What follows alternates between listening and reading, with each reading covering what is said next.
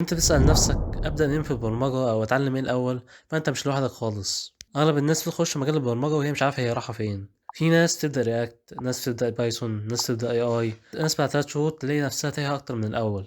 والغلط هنا مش إن أنت بتتعلم، لأ، الغلط هنا إن أنت بتتعلم من غير هدف واضح. السلام عليكم ورحمة الله وبركاته. أنا محمد، خبرة 4 سنين، جاي المرة دي أديك خريطة بسيطة واضحة تساعدك تختار مسارك الصح في سنة 2026 اللي هي السنة دي. في آخر الفيديو هتكون عارف إيه المسارات المتاحة، تتعلم إيه الأول، واللي متضيعش وقتك فيه دلوقتي. خليني أبسطها لك، أنت عندك 6 مجالات مشهورة جدا.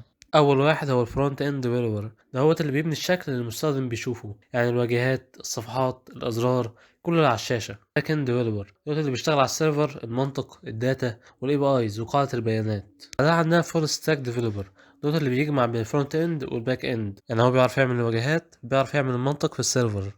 رابع واحد عندنا هو الموبايل ديفلوبر، ودهوت من اسمه هو اللي يبني تطبيقات الموبايل على الاندرويد والايفون. خامس واحد عندنا واللي احتمال كبير يكون سمعت عنه هو مسار ال AI والماشين ليرنينج، ودوت مسار الذكاء الاصطناعي، واحد من أكتر المسارات الأكتر طلبا في السوق دلوقتي. آخر مسار عندنا هو الجيم ديفلوبر، ودوت اللي بيبني الألعاب.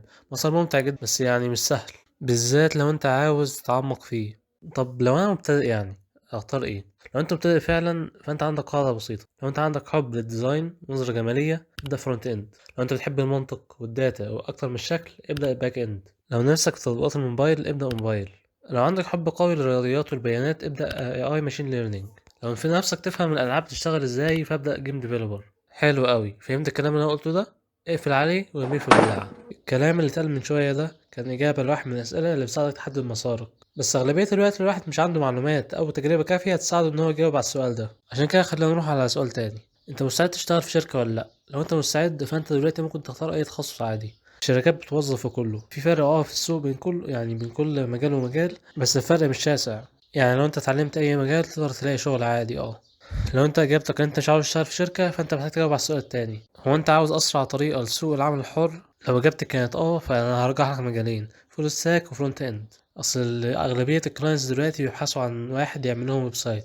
الفرونت اند يقدر يعمل ويب سايت، الفول ستاك يقدر يعمل نفس الحاجة. دلوقتي ممكن يجي في دماغك سؤال، هو انا امتى ينفع ابدا AI او جيم ديفلوبمنت؟ هو انا هنا هكلمك صراحة، انت لو عندكش خلفية تقنية قبل كده في البرمجة وفي الرياضيات فالموضوع هيكون صعب شوية، وممكن يضيعوا من وقتك شوية شوية حلوين كده.